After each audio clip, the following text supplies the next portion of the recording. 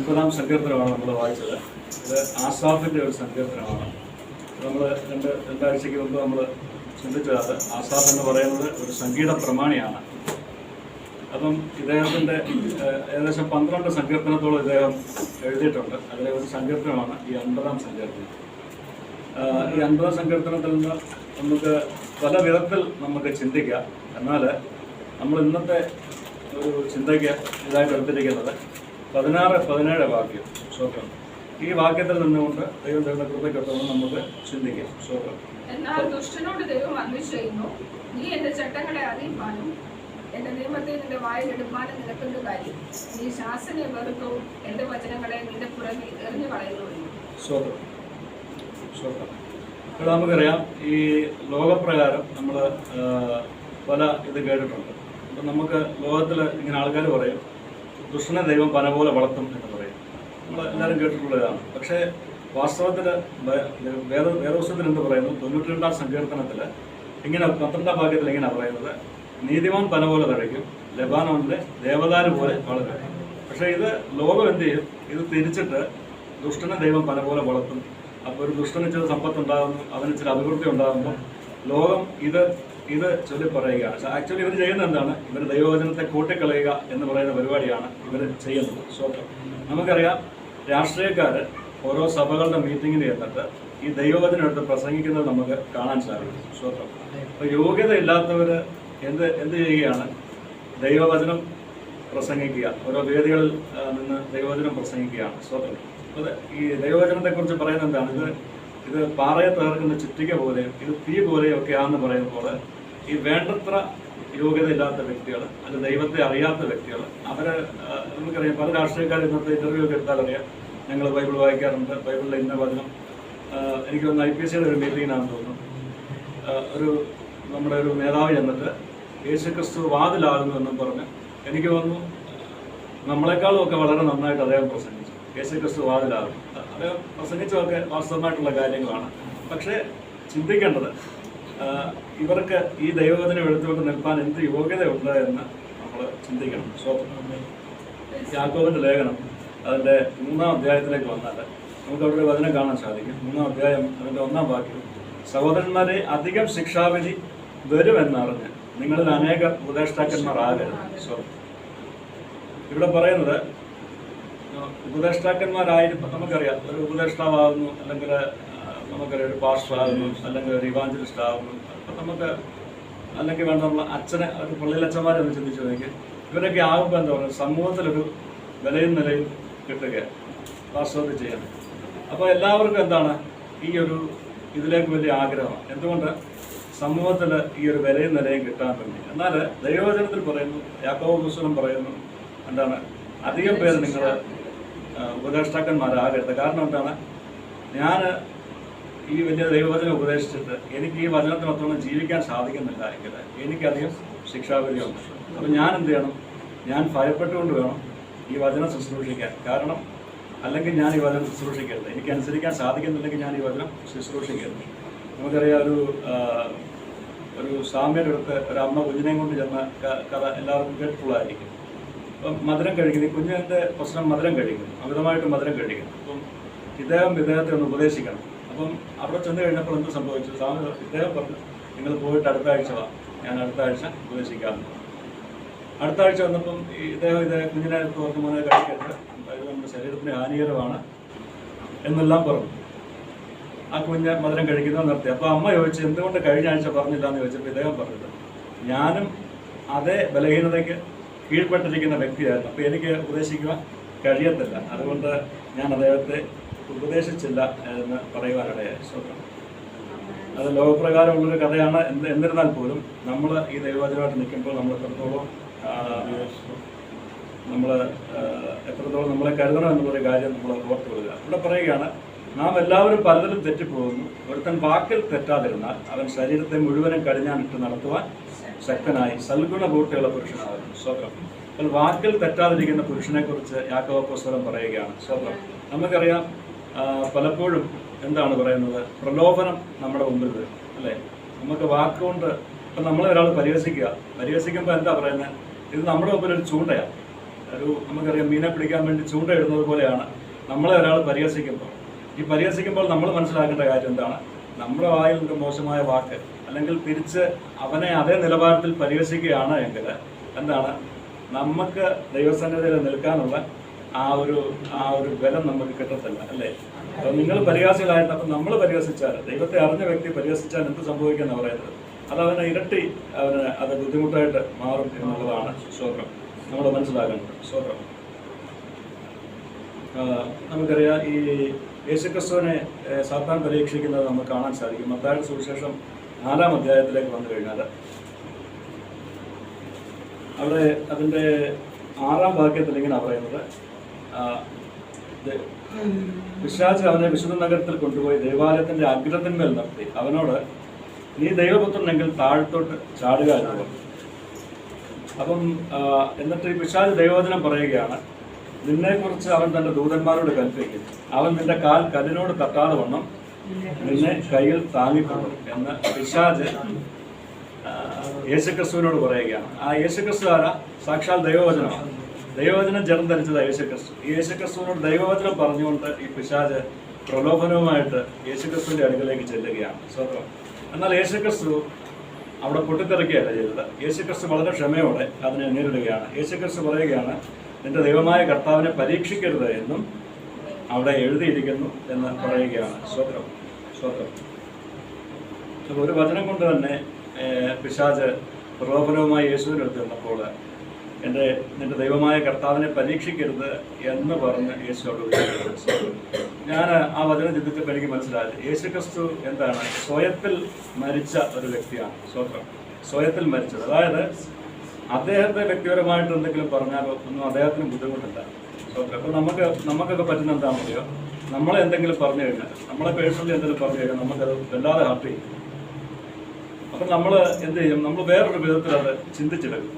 സ്വത്രം. എന്നാൽ നമ്മൾ അങ്ങനെ ചെയ്യരുത് എന്ന് ഈ ഒരു ഇതിൽ നമ്മൾ മനസ്സിലാക്കണം. കാരണം യേശുക്രിസ്തുവിനെ കുറിച്ച് പറയുന്നത്, അവന് സ്വർഗീയ മഹിമകൾ വെടിഞ്ഞിട്ട് താണ ലോകത്തിലേക്ക് ഇറങ്ങി വന്നു, തന്നെത്താൻ താഴ്ത്തി ഏൽപ്പിച്ചു, അല്ലേ? താൻ സൃഷ്ടിച്ച മനുഷ്യരുടെ കയ്യിൽ തന്നെത്താൻ താഴ്ത്തി ഏൽപ്പിച്ചു.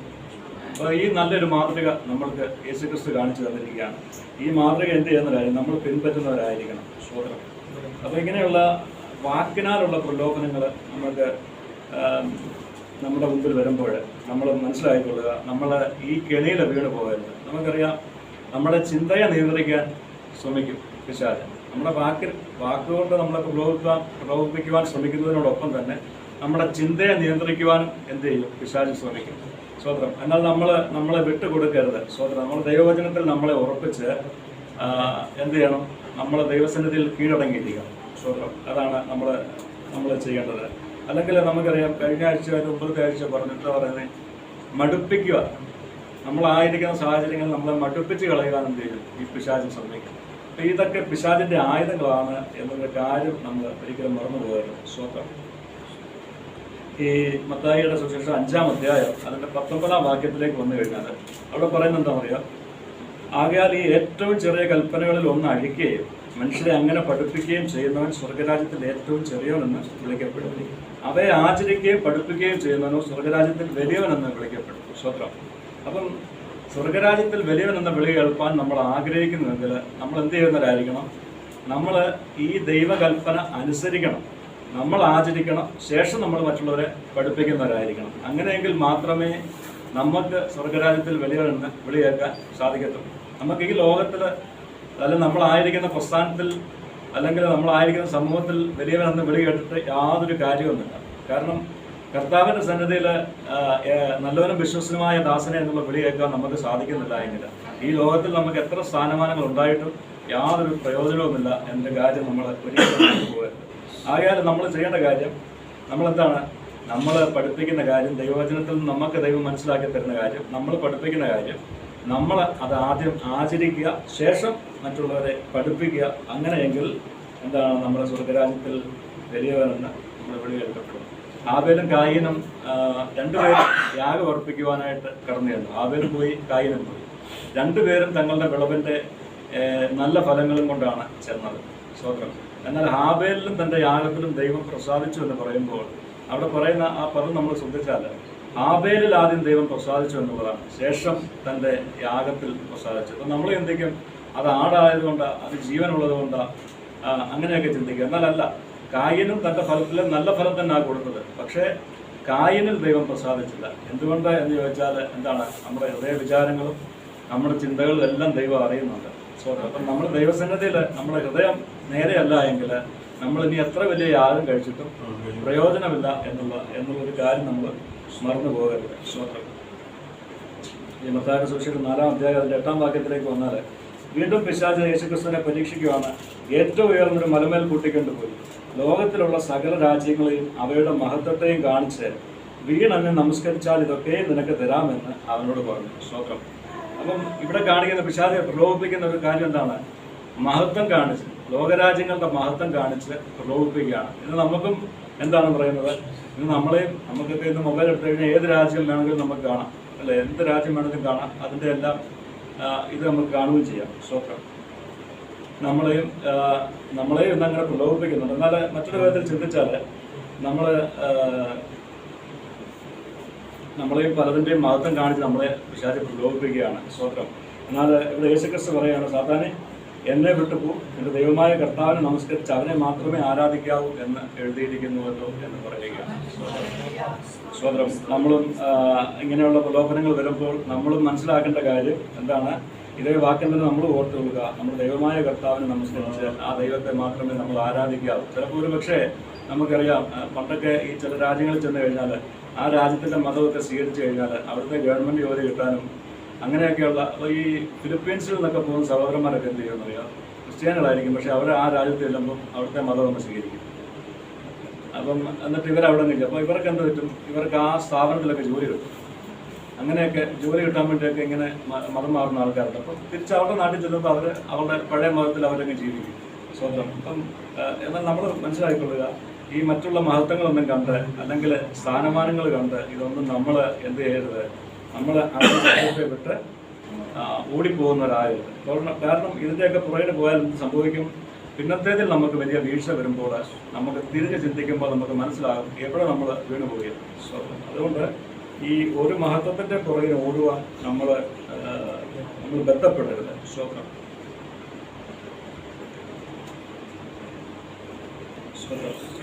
മർക്കോസിൻ്റെ സുവിശേഷം 10-ാം അധ്യായം 45-ാം വാക്യത്തിലേക്ക് വന്നാൽ,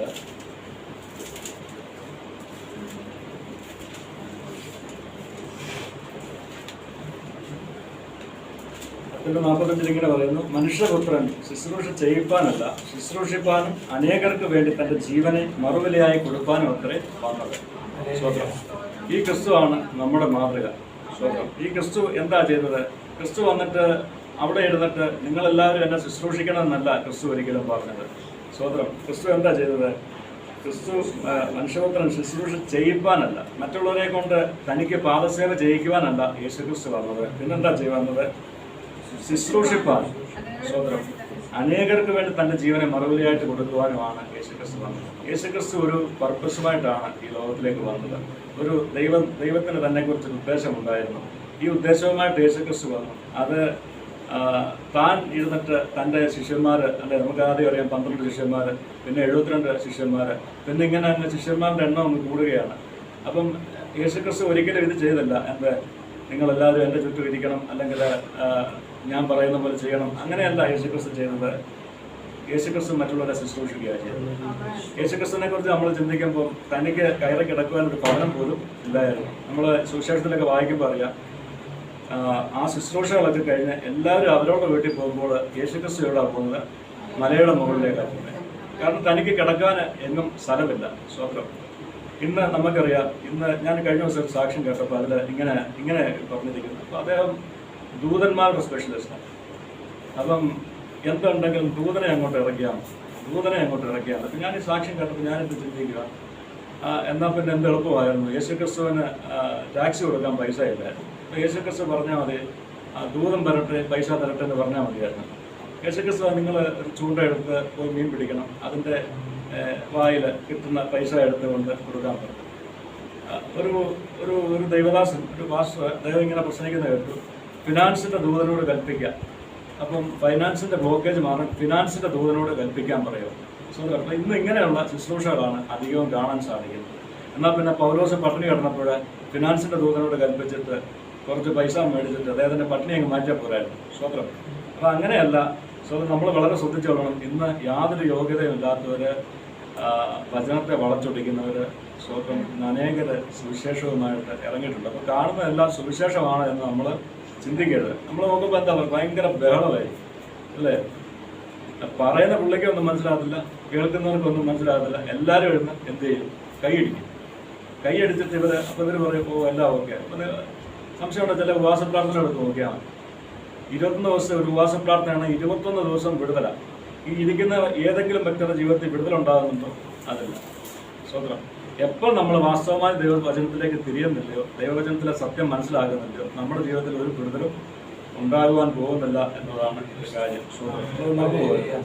അപ്പോൾ ഇന്ന് നമ്മളിങ്ങനെയുള്ള അനേകരെ നമ്മൾ കാണും. കാരണം വേറെ ഒരു ദിവസം കഴിഞ്ഞ ദിവസം പറയുകയാണ്, എല്ലാം ബാംഗ്ലൂർ കേന്ദ്രീകരിച്ച ഇത് കൂടുതലായിട്ട് നടക്കുന്നത്. അപ്പോൾ അദ്ദേഹം പറയുന്നത്,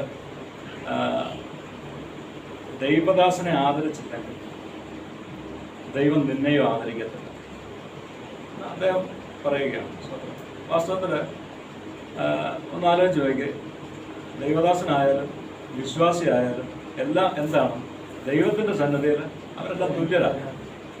അതിൽ മാറ്റമൊന്നുമില്ല. പിന്നെ നമ്മൾ ഈ ലോകത്തിലെ വാസം കഴിഞ്ഞ് നമ്മൾ ഉയരത്തിൽ ചെല്ലുമ്പോൾ നമ്മൾ ഈ ലോകത്തിൽ നമ്മൾ എത്രത്തോളം വിശ്വസ്തരായിരുന്നു, എത്രത്തോളം ദൈവവചനം അനുസരിച്ചു, അതിനനുസരിച്ച് നമുക്ക് എന്തുണ്ട്? നമുക്ക് വ്യത്യാസമുണ്ട്. നമ്മുടെ കിരീടങ്ങളിലും മറ്റുള്ളതിലൊക്കെ നമുക്ക് വ്യത്യാസമുണ്ട്. പക്ഷെ നമ്മളത് ജീവനോടിരിക്കുമ്പോൾ നമ്മൾ ചെയ്യുന്ന പ്രവൃത്തിക്കനുസരിച്ചാണ് എന്നൊരു കാര്യം നമ്മൾ മറന്നു പോകരുത്.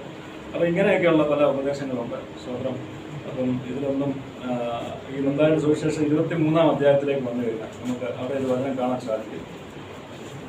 23-5 മുതൽ 7 വരെ. അതിലെങ്ങനെയാണ് പറയുന്നത്? അവർ തങ്ങളുടെ പ്രവൃത്തികളെല്ലാം മനുഷ്യർ കാണേണ്ടതിനത്രേ ചെയ്യുന്നത്. അപ്പോൾ ആരെക്കുറിച്ചാണ് പറയുന്നത്? അവിടെ പരീശന്മാരും ശാസ്ത്രിമാരും എന്ന് പറയുന്ന അന്നത്തെ മതമേലധ്യക്ഷന്മാരെ കുറിച്ച് യേശുക്രിസ്തു പറയുകയാണ്. അവരെന്താണ്? അവർ പറയുന്നതല്ലാതെ ഇതൊന്നും ചെയ്യുന്നില്ല. സ്വതന്ത്രം. 5-ാം വാക്യത്തിൽ പറയുകയാണ്, അവർ തങ്ങളുടെ പ്രവൃത്തികളെല്ലാം മനുഷ്യർ കാണേണ്ടതിനത്രേ ചെയ്യുന്നത്. സ്വതന്ത്രം. അപ്പോൾ മനുഷ്യർ കാണേണ്ടതിന് ചെയ്യുന്ന പ്രവൃത്തി നമുക്ക് ഇന്നും കാണാൻ സാധിക്കും. അത് ഒരു സ്കൂൾ ബാഗ് കൊടുത്താൽ എന്ത് ചെയ്യും? അത് ഫോട്ടോ എടുത്ത് എല്ലായിടത്തും അങ്ങ് പ്രചരിപ്പിക്കും. എന്നിട്ട് നമ്മൾ ഇവരോട് ചോദിച്ചു കഴിഞ്ഞാൽ ഇവരെന്ത് പറയും? നമ്മളിത് കാണിച്ചില്ലെങ്കിൽ മറ്റൊരാൾക്ക് പ്രോത്സാഹനം ആകത്തില്ല എന്നൊക്കെ പറഞ്ഞ് ഇവർ പല ന്യായീകരണം പറഞ്ഞ് എന്ത് ചെയ്യും? ഇവർ ചെയ്യുന്ന പ്രവർത്തികൾ ഇവർ ലോകത്തെ കാണിച്ചുകൊണ്ടിരിക്കും. അത് ഇങ്ങനെയുള്ള മനുഷ്യരെ കുറിച്ച് പറയുകയാണ്. അല്ലെങ്കിൽ വേണ്ട, നമ്മൾ പ്രാർത്ഥിക്കുകയാണെങ്കിൽ, ഉദാഹരണത്തിന് നമ്മൾ പ്രാർത്ഥിക്കുന്ന ഒരു വ്യക്തിയാണെന്നിരിക്കട്ടെ, സ്വതന്ത്രം. അപ്പോൾ എന്ത് ചെയ്യും? നമ്മൾ മറ്റുള്ളവരുടെ മുമ്പിൽ നമുക്ക് പ്രാർത്ഥിക്കാൻ വലിയ ഉത്സാഹം. കാരണം മറ്റുള്ളവർ പറയണം, ഇവൻ വലിയ പ്രാർത്ഥനാ മനുഷ്യനാണ്, അല്ലെങ്കിൽ ഇവൻ വലിയൊരു ഉപവാസം എടുക്കുന്ന. ചിലരൊക്കെ ഉണ്ട്, ഉപവാസം എടുക്കുകയാണെങ്കിൽ പറയും, ഞാൻ ഉപവാസത്തിലാണ്, ഞാൻ അങ്ങനെ. അപ്പോൾ എന്താ മറ്റുള്ളവർ ഇവരെ അംഗീകരിക്കണം. ഇവൻ വലിയൊരു ഉപവാസക്കാരനാ, അല്ലെങ്കിൽ ഇവൻ വലിയൊരു പ്രാർത്ഥനക്കാരനാ, അല്ലെങ്കിൽ ഇവൻ വലിയൊരു ഭക്തനാ എന്ന് മറ്റുള്ളവർ അംഗീകരിക്കണം. അപ്പോൾ ഇവിടെ 5-ാം വാക്യത്തിൽ പറയുകയാണ്, അവർ തങ്ങളുടെ പ്രവൃത്തികളെല്ലാം മനുഷ്യർ കാണേണ്ടതിനത്രേ ചെയ്യുന്നത്. അപ്പം നമ്മൾ ചിന്തിച്ചു കൊള്ളുക, നമ്മൾ ദൈവനാമത്തിൽ ചെയ്യുന്നത് ഒന്നും എന്താണ്? മറ്റുള്ളവരെ കാണിക്കാൻ വേണ്ടി ആകരുത് എന്നൊരു കാര്യം നമ്മൾ ഓർത്തുകൊള്ളുക. തങ്ങളുടെ മന്ത്രപ്പെട്ട വീതിയാക്കി തൊങ്ങൽ വലുതാക്കുന്നു. സ്വതന്ത്രം. അതായത് നമുക്കറിയാം, മന്ത്രപ്പെട്ട എന്നൊക്കെ പറയുമ്പം ഈ അരക്കിട്ട് തോണിയൊക്കെ ചെയ്യുന്ന ഈ തുണി, അതിൻ്റെ നമുക്കറിയാം കച്ച അല്ലേ? അല്ല, ഇതിൻ്റെ എന്താ പറയുന്നത്? ഈ അതും 2-ാം മുണ്ട്. അപ്പോൾ അതിൻ്റെയൊക്കെ ഇത് വലുതാക്കിയിട്ട് അപ്പം സമൂഹത്തിലൊരു മാനം കിട്ടാൻ വേണ്ടി പ്രത്യേക വേഷഭൂഷാദികളൊക്കെ ധരിച്ച് ഇവിടെ നടക്കുക. അപ്പം നമ്മളെ ബന്ധപ്പെട്ട് ചിന്തിച്ചു നമ്മളെന്ത് ചെയ്യും? വെള്ളയൊക്കെ ഇട്ട്. അപ്പം നമ്മുടെ ഇത് ചിന്ത എന്താ? വെള്ളം ഇട്ട് കഴിഞ്ഞാൽ അതിവിശുദ്ധിയായി അല്ലെങ്കിൽ വിശുദ്ധനായി എന്ന് നമുക്കൊരു ചിന്ത വരിക. സ്വന്തം. ഇവിടെ അങ്ങനെ ആകരുതെന്ന് പറയുക. എന്നിട്ട് ഇവരെക്കുറിച്ച് പറയുകയാണ്, അത്താഴത്തിൽ പ്രഥമ സ്ഥാനവും പള്ളിയിൽ മുഖ്യാസനവും അങ്ങാടിയിൽ വന്ദനവും മനുഷ്യർ റബ്ബി എന്ന് വിളിക്കുന്നത് അവർക്ക് പ്രിയമാകും. സ്വതന്ത്രം. അപ്പോൾ ഇത് 3-4 കാര്യത്തിന് വേണ്ടിയാണ് ഇവരെന്ത് ചെയ്യുന്നത്? ഈ വേഷം ധരിക്കുന്നത്. ഒന്നാമത്തെ കാര്യം, അത്താഴത്തിൽ അവർക്ക് മുഖ്യാസനം വേണം. അവരേതെങ്കിലും ഒരു സമൂഹത്തിൽ ചെന്ന് കഴിഞ്ഞാൽ എന്ത് ചെയ്യണം? അവിടെ പ്രഥമ സ്ഥാനം ഇവർക്ക് വേണം. ഒരു ആഹാരത്തിന് എഴുതി കഴിഞ്ഞാൽ അവരെ ഏറ്റവും ആദ്യം വിളിച്ചിട്ട് അവർക്ക് ആഹാരം കൊടുക്കണം. അപ്പം പിന്നെ പറയുകയാണ്, അങ്ങാടിയിൽ വന്ദനം. വഴിയിൽ വെച്ച് ആര് കണ്ടാലും എന്ത് ചെയ്യണം? അച്ചു അച്ചു അങ്ങനെയൊക്കെ പറഞ്ഞ് ബഹുമാനിക്കുന്നതുണ്ടല്ലോ. എനിക്ക് തോന്നുന്നു നമ്മുടെ ഈ അച്ഛന്മാർക്കൊക്കെ കുറച്ചുകൂടെ, ഭാഷന്മാർക്കൊന്നും അത്രയില്ലെന്ന് തോന്നുന്നു. അച്ഛന്മാർക്കൊക്കെ വളരെ ബഹുമാനമാണ് സമൂഹത്തിൽ കിട്ടുന്നത്. സ്വതന്ത്രം, പ്രത്യേകിച്ച് കേരളത്തിൽ, ഇവിടെയൊന്നും അല്ല, കേരളത്തിൽ. അപ്പം അങ്ങാടിയിൽ വന്ദനവും മനുഷ്യർ റബ്ബി എന്ന് വിളിക്കുന്നു, ഗുരു എന്ന് വിളിക്കുന്നത് ഇവർക്ക് എന്താണ്? വലിയ പ്രിയമാണ്. സ്വതന്ത്രം. എന്നാൽ ഈ രണ്ടാം വാക്യത്തിൽ പറയുകയാണ്, അവർ പറയുന്നതല്ലാതൊന്നും ചെയ്യുന്നില്ല. സ്വതന്ത്രം പറയുക, ഇവരങ്ങ് പറയുക. സ്വതന്ത്രം. അങ്ങനെ നമുക്ക് അവിടെ കാണാൻ സാധിക്കും. അതിൻ്റെ 12-ാം വാക്യത്തിലേക്ക് വന്നു കഴിഞ്ഞാൽ എന്താ കാണാൻ സാധിക്കുമെന്ന് അറിയാവോ? തന്നെത്താൻ ഉയർത്തുന്ന എന്ത് സംഭവിക്കുന്നതാണ്? താഴ്ത്തപ്പെടുമെന്ന് അവിടെ എഴുതിയിരിക്കുകയാണ്. തന്നെത്താൻ താഴ്ത്തുന്നതല്ല, ഉയർത്തപ്പെടും. സ്വന്തം. അപ്പം നമ്മൾ എന്താകരുത്? നമ്മൾ തന്നെത്താൻ ഉയർത്തുന്നവരാകരുത് എന്ന് ദൈവവചനം ഇവിടെ വ്യക്തമായിട്ട് പറയുകയാണ്. സ്വതന്ത്രം. നമ്മൾ നേരത്തെ ഒരു തവണ ചിന്തിച്ചാണ്, എനിക്ക് തോന്നുന്നു എല്ലാവരും ഇല്ലായിരുന്നു തോന്നുന്നു, ലൂക്കോസിൻ്റെ പുസ്തകം അതിൻ്റെ 17-ാം അധ്യായം, അതിൻ്റെ 7 മുതൽ 10 വരെയുള്ള വാക്യം. ആ വാക്യത്തിൽ എന്താ പറയുന്നതെന്ന് അറിയോ? നിങ്ങളിൽ ആർക്കെങ്കിലും ഉഴുകയോ മേയ്ക്കുകയോ ചെയ്യുന്നൊരു ദാസൻ ഉണ്ട് എന്നിരിക്കട്ടെ, അവൻ വയലിൽ നിന്ന് വരുമ്പോൾ നീ ക്ഷണത്തിൽ വന്ന് ഊണിനിരിക്കുക എന്ന് അവരോട് പറയുമോ? അല്ല, എനിക്ക് അത്താഴം ഒരുക്കുക, ഞാൻ തിന്നെ കുടിച്ച് തീരുകൂടും, അരകെട്ടി എനിക്ക് ശുശ്രൂഷ ചെയ്യുക, പിന്നെ നീയും തിന്നെ കുടിച്ചു കൊള്ളുക എന്ന് പറയുകയില്ലയോ? തന്നോട് കൽപ്പിച്ചത് ദാസൻ ചെയ്തത് കൊണ്ട് അവന് നന്ദി പറയുമോ? അവണ്ണം നിങ്ങളോട് കൽപ്പിച്ചതൊക്കെയും ചെയ്ത ശേഷം ഞങ്ങൾ പ്രയോജനമില്ലാത്ത ദാസന്മാർ, ചെയ്യേണ്ടതേ ചെയ്തിട്ടുള്ളൂ എന്ന് നിങ്ങളും പറയുകയും. സ്വതന്ത്രം. ദൈവം തൻ്റെ ദാസന്മാരെ കുറിച്ച് ആഗ്രഹിക്കുന്ന ഒരു കാര്യമാണ് ഇവിടെ വളരെ സ്പഷ്ടമായിട്ട് പറഞ്ഞിരിക്കുന്നത്. അതായത് ഒന്ന് ചിന്തിച്ചു നോക്കി, ഈ ദാസനും യജമാനനോട് എന്ത് ചെയ്തു? വയലിലേക്ക് പോയി. യജമാനൻ എന്ത് ചെയ്തു? യജമാൻ ഒരു ടണൽ നോക്കി യജമാനൻ മാറി നിന്ന് കാണും. ഈ ദാസനാണ് വയലിലിറങ്ങി അധ്വാനിക്കുന്നത്, അല്ലേ? വെയിൽ കൊണ്ടു, ഒരു മഴ ഉണ്ടെങ്കിൽ മഴ കൊണ്ടു, വേല ചെയ്തു, കാളയെ പൂട്ടി, അല്ലെങ്കിൽ എന്തെങ്കിലും ജോലി, കട്ടിപ്പണിയെല്ലാം ഈ ദാസൻ ചെയ്യുകയാണ്. ശേഷം ഇവർ വയലിൽ നിന്ന് വീട്ടിലേക്ക് വരികയാണ്. അപ്പോൾ അവിടെ എഴുതിയിരിക്കുകയാണ്, ഈ യജമാനൻ ദാസനോട് പറയുമോ, നീ ക്ഷണത്തിൽ വന്ന് ഊണിനിരിക്കാൻ പറയുമോ, അതോ നീ എനിക്കുള്ള ആഹാരം ഒരുക്ക് എന്നാണോ പറയുന്നതെന്ന് ചോദിക്കുകയാണ്. സ്വതന്ത്രം. തീർച്ചയായിട്ടും യേശു തന്നെ അതിൻ്റെ ഉത്തരം പറയുകയാണ്. എന്താണ്?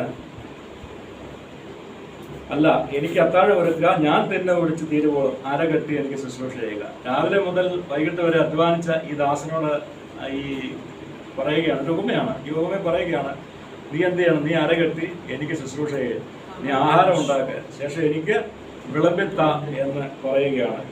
അത് കഴിഞ്ഞിട്ട് ഈ യജമാനൻ തിന്നു കുടിച്ച് തൃപ്തനായതിനു ശേഷം നീയും തിന്നു കുടിച്ചു കൊള്ളുക. സ്വതന്ത്രം. അപ്പൊ ഈ യജമാനൻ പറഞ്ഞതല്ല ഈ ദാസൻ അനുസരിച്ചു എന്നതുകൊണ്ട് ഈ യജമാനൻ ദാസനോട് നന്ദി പറയുമോ എന്ന് ചോദിക്കുക. നന്ദി പറയത്തില്ല എന്നാണ് അതിൻ്റെ ഉത്തരം. എന്നിട്ട് യേശുക്രിസ്തു തൻ്റെ ശിഷ്യന്മാരോട് പറയുന്നൊരു കാര്യമാണ് 10-ാം വാക്യത്തിൽ പറയുന്നത്. അവണ്ണം നിങ്ങളോട് കൽപ്പിച്ചതൊക്കെയും ചെയ്ത ശേഷം ഞങ്ങൾ പ്രയോജനമില്ലാത്ത ദാസന്മാർ, ചെയ്യേണ്ടതേ ചെയ്തിട്ടുള്ളൂ എന്ന് നിങ്ങളും പറഞ്ഞു. സ്വതന്ത്രം. നമ്മൾ ദൈവത്തെ സേവിക്കുന്നുണ്ടെങ്കിൽ നമ്മൾ ഒരുപാട് കാര്യങ്ങൾ ചെയ്തു വന്നൊന്നും നമ്മൾ വിളിച്ചു പറഞ്ഞുകൊണ്ട് നടക്കേണ്ട കാര്യമില്ല. സ്വതന്ത്രം. നമ്മൾ എന്ത് ചെയ്യാനാണ് പറയുന്നത്? കർത്താവിൻ്റെ സന്നിധിയിൽ നമ്മളെ തന്നെ താഴ്ത്തണം. നമ്മൾ തന്നെ ദൈവസന്നിധി ഇരിക്കുന്ന സമയത്ത് നമ്മളെ തന്നെ താഴ്ത്തണം. കർത്താവെ, ഞങ്ങൾ പ്രയോജനമില്ലാത്ത ദാസന്മാർ, ഞങ്ങൾ ചെയ്യേണ്ടത് മാത്രമേ ചെയ്തിട്ടുള്ളൂ. പലപ്പോഴും അങ്ങ് ആഗ്രഹിക്കുന്നത് ചെയ്യുവാൻ ഞങ്ങൾക്ക് കഴിഞ്ഞിട്ടില്ല കർത്താവെ എന്ന് എന്തായിരിക്കണം? നമ്മുടെ ഉള്ളുകളിൽ നിലവിളി നമ്മുടെ ഉള്ളിൽ നിന്ന് ഉയരേണ്ടിയിരിക്കട്ടെ. സ്വതന്ത്രം. ഹല്ലേലൂയ. സ്വതന്ത്രം. സ്വതന്ത്രം. നമുക്കറിയാം, സദൃശവാക്യം 1-ാം അധ്യായത്തിലേക്ക് വന്നു കഴിഞ്ഞാൽ അതിൻ്റെ 23-ാം വാക്യം നമ്മൾ വായിക്കാം.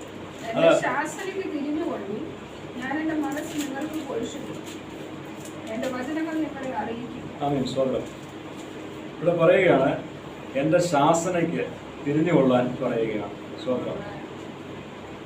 ഈ ശാസനയ്ക്ക് തിരിഞ്ഞുകൊണ്ടാൽ എന്തുണ്ട്? 2 പ്രയോജനമുണ്ട്. ഒന്നാമത്തേത്, ദൈവം തൻ്റെ മനസ്സ് നമ്മൾക്ക് എന്ത് ചെയ്യും? ഒഴിച്ചു തരും. രണ്ടാമത്തേതായ ഒരു കാര്യമാണ് ദൈവത്തിൻ്റെ വചനങ്ങൾ. എൻ്റെ വചനങ്ങൾ നിങ്ങളെ അറിയിക്കും. അല്ല എങ്കിൽ എന്ത് സംഭവിക്കും? നമുക്ക് ദൈവത്തിൻ്റെ മനസ്സ് ഒഴിച്ചു തരികയോ ദൈവം തൻ്റെ വചനങ്ങൾ വെളിപ്പെടുത്തുകയോ ചെയ്യത്തില്ല. സ്വതന്ത്രം. ഈ 50-ാം സങ്കീർത്തനത്തിൽ അതിൻ്റെ 17-ാം വാക്യത്തിൽ നമ്മൾ എന്താ ചെയ്യുന്നത്? കാണുന്നത്, നീ ശാസനെ വെറുത്ത് എൻ്റെ വചനങ്ങളെ എൻ്റെ പുറകിൽ എറിഞ്ഞു കളഞ്ഞുവല്ലോ എന്നാണ് പറയുന്നത്. സ്വത്രം യോഗ്യതയില്ലാതെ വചനം ശുശ്രൂഷിച്ചത് പോരാഞ്ഞ് എന്ത് ചെയ്യുകയാണ്? നമ്മൾ ദൈവത്തിൻ്റെ ശാസനയെ വെറുത്തിട്ട് ദൈവത്തിൻ്റെ വചനങ്ങളെ പുറകിൽ എറിഞ്ഞ് കളയുക കൂടി ചെയ്യുകയാണ്. സ്വത്രം അങ്ങനെയുള്ള സാഹചര്യത്തിലാണ് നമ്മൾ ഈ 23-ാം വചനം നമ്മൾ മനസ്സിലാക്കേണ്ടത്. എന്താണ്? ദൈവത്തിൻ്റെ ശാസനയ്ക്ക് നമ്മൾ തിരിഞ്ഞു വന്നാൽ എന്താണ്? ദൈവം തൻ്റെ മനസ്സ് നമ്മൾക്ക് പൊഴിച്ചു തരും. ദൈവം തൻ്റെ വചനങ്ങളെ നമ്മളെ അറിയിക്കും. സ്വത്രം നമുക്കറിയാം, യേശുക്രിസ്തുവിനെ കുറിച്ച് പൗലോസ് അപ്പോസ്തലനൊക്കെ പറയുന്നൊരു കാര്യം, മറഞ്ഞു കിടന്ന മർമ്മം, തലമുറകൾക്ക് മറഞ്ഞു കിടന്ന മർമ്മമാണ് ക്രിസ്തു എന്നാണ് പറയുന്നത്. സ്വത്രം അത് ഈ പൗലോസ് അപ്പോസ്തലനും തൻ്റെ ശിഷ്യന്മാരുടെയൊക്കെ സമയത്ത് ഇത് വെളിപ്പെടുത്തി കിട്ടുന്നതാണ്. സ്വത്രം ഒന്ന് ആലോചിച്ച് നോക്കി, എന്തുകൊണ്ട് അതിന് മുമ്പുള്ളവർക്ക് അത്രത്തോളം വെളിപ്പെട്ട് കിട്ടിയില്ല എന്ന്. അല്ലെങ്കിൽ നമ്മൾ ഇന്നായിരിക്കുന്ന ഈ സമൂഹത്തിൽ നമ്മൾ ചിന്തിച്ച് നമ്മുടെ ഭവനത്തിൽ എത്രയോ പേരുണ്ട് നമ്മളെക്കാളും വിദ്യാഭ്യാസവും അറിവും കഴിവും പ്രാപ്തിയുള്ളവർ, അല്ലേ? IIT പോലും ഡിഗ്രി എടുത്ത ആൾക്കാരില്ലേ? ഡോക്ടർമാരില്ലേ? പക്ഷെ ഇവർക്കൊന്നും എന്തുകൊണ്ട് ഈ വചനം അറിയുവാൻ സാധിക്കുന്നില്ല? സ്വതന്ത്രം നമ്മളൊന്ന് ആലോചിച്ച് നോക്കുക. അപ്പം നമുക്ക് ലഭിച്ചിരിക്കുന്ന ഭാഗ്യം എത്ര വലുതാണ് എന്ന് നമ്മൾ ചിന്തിച്ച് നോക്കുക. നമ്മൾ പലപ്പോഴും ചിന്തിക്കുന്നത് എന്താണ്? നമ്മൾ ഈ ലോകത്തിൽ 2 നില വെക്കുന്നതോ അല്ലെങ്കിൽ വാഹനം മേടിക്കുന്നതോ അല്ലെങ്കിൽ അങ്ങനെയൊക്കെയുള്ള ഇങ്ങനെയുള്ള പല കാര്യങ്ങൾ ലഭിക്കുമ്പോൾ നമ്മൾ പറയും ദൈവം എന്നെ അനുഗ്രഹിച്ചു എന്ന് പറയും. എന്നാൽ വാസ്തവത്തിലുള്ള അനുഗ്രഹം എന്താണ്? ഈ ദൈവത്തെ അറിയുവാൻ നമുക്ക് ഭാഗ്യം ലഭിച്ചതാണ്. നമുക്ക് വാസ്തവത്തിലുള്ള അനുഗ്രഹം എന്ന് നമ്മൾ ഒരിക്കലും മറന്നു പോകരുത്. സ്വന്തം ഇവിടെ പറയുകയാണ്, ഞാൻ വിളിച്ചിട്ട് നിങ്ങൾ ശ്രദ്ധിക്കാതെയും ഞാൻ കൈ നീട്ടിയിട്ട് ആരും കൂട്ടാക്കാതെയും നിങ്ങൾ എൻ്റെ ആലോചനയൊക്കെയും ത്യജിച്ചു കളയും എൻ്റെ ശാസനം ഒട്ടും അനുസരിക്കാതിരിക്കുകയൊക്കെ ചെയ്യുന്നു. സ്വതന്ത്രം നമ്മൾ എന്താണ്? നമ്മൾ പലപ്പോഴും നമ്മൾ വിശ്വാസ ജീവിതത്തിലൊക്കെ കുറച്ച് മുമ്പോട്ട് പോകുമ്പോൾ എന്ത് സംഭവിക്കും? നമുക്ക് പലപ്പോഴും ദൈവസന്നിധി ഇരിക്കുവാനോ പ്രാർത്ഥിക്കുവാനോ പാടുവാനോ ഒന്നും നമുക്ക് സമയം കിട്ടത്തില്ല. നമുക്കൊരു ആഗ്രഹം ഉള്ളിൽ നിന്ന് വരുന്നില്ല, അല്ലേ? അപ്പോൾ അങ്ങനെ വരും. എന്താ ഈ 40 വർഷത്തെ മരുഭൂമി യാത്ര ഇസ്രായേൽ ജനത്തിന് എന്തുണ്ടാക്കി? ഇസ്രായേൽ ജനത്തിന് പിറുപിറുപ്പുണ്ടാക്കി എന്ന് നമുക്ക് കാണാൻ സാധിക്കും. നമ്മുടെ വിശ്വാസ ജീവിതത്തിൽ ഈ പിറുപിറുപ്പോ നമുക്ക് ഈ വാദങ്ങളോ ഒന്നും ഉണ്ടാകാതെ, പത്രോസിന്റെ ലേഖനത്തിൽ പറയുന്നുണ്ട്, അവന്റെ ബലമുള്ള കൈകളിൽ നിങ്ങൾ താണടിക്കണം, തക്ക സമയത്ത് എന്ത് ചെയ്യും? അവൻ നിങ്ങളെ ഉയർത്തേണ്ടുന്ന സമയം ദൈവത്തിന് അറിയാം. ആ സമയമാകുമ്പോൾ ദൈവം നമ്മളെ ഉയർത്തിക്കൊള്ളും. നമ്മൾ അതിനായിട്ട് മത്സരബുദ്ധിയോടെ ഓടുകയൊന്നും വേണ്ട, മത്സരബുദ്ധിയോടെ ഒന്നും ചെയ്യേണ്ട. ദൈവസന്നിധിയിൽ താണിരുന്നാൽ മാത്രം മതി. ദൈവത്തിന്റെ ശാസനയ്ക്ക് എന്ത് ചെയ്യണം? നമ്മൾ കീഴടങ്ങണം. ഈ കീഴടങ്ങി കഴിഞ്ഞാൽ ദൈവത്തിന്റെ മനസ്സ് നമുക്ക് പൊഴിച്ച് ദൈവത്തിന്റെ വചനങ്ങളെ നമുക്ക് വെളിപ്പെടുത്തി തരും. അന്നേരം എന്ത് സംഭവിക്കും? അനേക വിഷയങ്ങളിൽ വിടുതൽ നമ്മുടെ ജീവിതത്തിലും നമ്മളെ കേൾക്കുന്നവരുടെ ജീവിതത്തിലും ഒക്കെ അത് ഉണ്ടാകുവാൻ ഇടയാകും. സ്വത്രം 80-ാം സങ്കീർത്തനം നമുക്ക് മുമ്പോട്ട് വന്നു കഴിഞ്ഞാൽ നമുക്കറിയാം, അവിടെ പറയുകയാണ് 23-ാം വാക്യത്തിൽ പറയുക, സ്വത്രം എന്ന യാഗം അർപ്പിക്കുന്നവൻ എന്നെ മഹത്വപ്പെടുത്തുന്നു. സ്വത്രം. അപ്പോൾ നമ്മൾ സ്വത്രം എന്ന യാഗം അർപ്പിക്കുന്നവരായി നമ്മൾ ആയിരിക്കുന്ന സാഹചര്യങ്ങളിലൊക്കെയും ആയിരിക്കണം.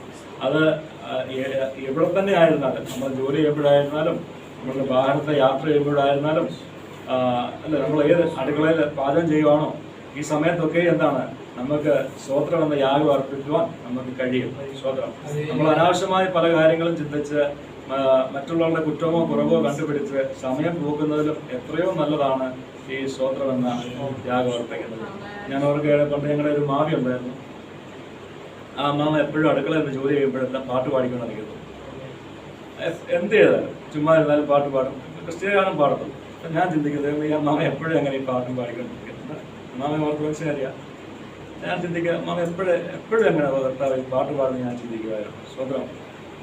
എന്നാൽ നമ്മുടെ ഹൃദയം ദൈവസന്നിധിയിൽ നന്ദി കൊണ്ട് നിറയുമ്പോൾ എന്ത് സംഭവിക്കും? നമ്മൾ പോലും അറിയാതെ നമ്മുടെ ഉള്ളിൽ നിന്ന് പാട്ടുകൾ വരും എന്നുള്ളതാണ് വാസ്തവം. പലപ്പോഴും നമ്മൾ ദൈവം ചെയ്ത നന്മകളെ പലപ്പോഴും നമ്മൾ മറന്നു പോകുന്നത് കൊണ്ടാണ് നമുക്ക് എന്ത് സംഭവിക്കുന്നത്? നമുക്ക് നമ്മുടെ ഹൃദയത്തിൽ നിന്ന് പാട്ട് വരാത്തത്, നമുക്ക് ദൈവവചനം കേൾക്കുമ്പോൾ ഉറക്കം വരുന്നത്, ഇതൊക്കെ എന്തുകൊണ്ടാണ്? ദൈവം നമുക്ക് ചെയ്തു തന്ന നന്മകളെ നമ്മൾ പലപ്പോഴും മറന്നു പോകുന്നവരായതുകൊണ്ടാണ് നമുക്ക് അങ്ങനെ വരുന്നത്. ആകയാൽ എന്ത് ചെയ്യണം? നമ്മൾ സ്വത്രം എന്ന യാഗം ഇടവിടാതെ ദൈവത്തിന് അർപ്പിക്കണം. അത് ദൈവം നമ്മളെക്കുറിച്ച് ആഗ്രഹിക്കുന്നു. ദൈവം തന്നോട് കൂടെ ഇരിക്കുവാനാണ് ദൈവം ആദാമിനെയും ഹവ്വായെയും സൃഷ്ടിച്ചത്, മനുഷ്യജാതിയൊക്കെയും സൃഷ്ടിച്ചത്. എന്നാൽ പാപം ചെയ്ത മനുഷ്യന് എന്ത് ചെയ്തു? ദൈവത്തിൽ നിന്ന് അകന്നുപോയി. അപ്പോൾ യേശുക്രിസ്തുവിലൂടെ എന്താണ് ദൈവം അവിടെ സാധ്യമാക്കുന്നത്? ഈ ദൈവത്തിങ്കിലേക്ക് ഒരു മടങ്ങിവരവാണ് യേശുക്രിസ്തുവിലൂടെ ദൈവം സാധ്യമാക്കിയിരിക്കുന്നത്. സ്വതന്ത്രം. ആകയാൽ നമ്മൾ ഇത് മറന്നു പോകരുത്. അവസാന ഭാഗത്ത് ഇങ്ങനെ പറയുന്നു, തൻ്റെ നടപ്പിനെ ക്രമപ്പെടുത്തുന്നത്. ഞാൻ ദൈവത്തിൻ്റെ രക്ഷയെ കാണിക്കും. സ്തോത്രം. അപ്പം നമ്മുടെ ജീവിതത്തിൽ, നമ്മൾ ഈ ലോക ജീവിതത്തിലായിരിക്കുമ്പോൾ എന്ത് ചെയ്യണം? നമ്മുടെ ശിഷ്ടകാലം നമ്മൾ എന്ത് ചെയ്യണം? നമ്മുടെ നടപ്പിനെ നമ്മൾ ക്രമപ്പെടുത്തണം. നമ്മുടെ കഴിഞ്ഞകാല ജീവിതത്തിലേക്ക് ഒന്ന് ചിന്തിച്ച് നമ്മൾ എന്തെങ്കിലും തെറ്റുകളോ കുറ്റങ്ങളോ ദൈവസന്നിധിയിൽ ഏറ്റുപറയുവാനുണ്ടായെങ്കിൽ നമ്മൾ എന്ത് ചെയ്യണം? ആ തെറ്റുകളും കുറ്റങ്ങളും ഏറ്റുപറഞ്ഞ് നമ്മുടെ നടപ്പിനെ ക്രമപ്പെടുത്തും. നമ്മൾ ദൈവത്തിൻ്റെ സന്നിധിയിൽ നിരപ്പ് പ്രാപിച്ചാൽ എന്ത് ചെയ്യും? നമുക്ക് ദൈവം തൻ്റെ രക്ഷയെ നമുക്ക് കാണുന്നതിലേക്ക് തന്നെ ചെയ്യും.